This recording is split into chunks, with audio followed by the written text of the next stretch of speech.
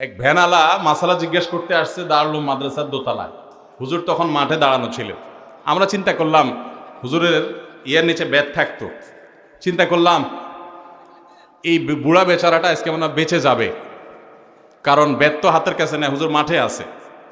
তো বুড়াকে বললাম, চাচা কিসের মাসালা? বলে তালাকের ফতোয়া, ওনারটাই দেওয়া লাগবে।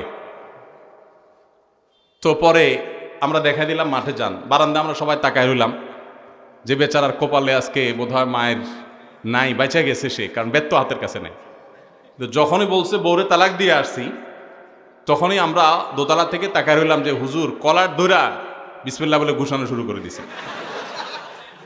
এক দুইটা দিয়ে এরপরে বলছেন এবার বল কি বলছিস, কি কাহিনী কি ঘটাইছিস। এবং হুজুর সবসময় এটা বলতেন যে কিছু হলেই বউরে যায় তালাক মারবা, বাইরে ভেজাল করে মাথা নষ্ট করে আইসা, এই জন্য মাসালা পরে আগে মায়ের।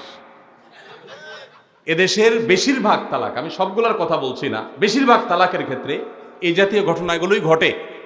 একজন মুফতিকে কত বিচক্ষণ হতে হয়, একজন আলেমকে কত বিচক্ষণ হতে হয়, সেদিন আমরা নতুন করে একটা শিক্ষা পেলাম। আল্লাহ রাব্বুল আলামিন হযরতের ছায়াকে আমাদের উপর দীর্ঘায়িত করুন।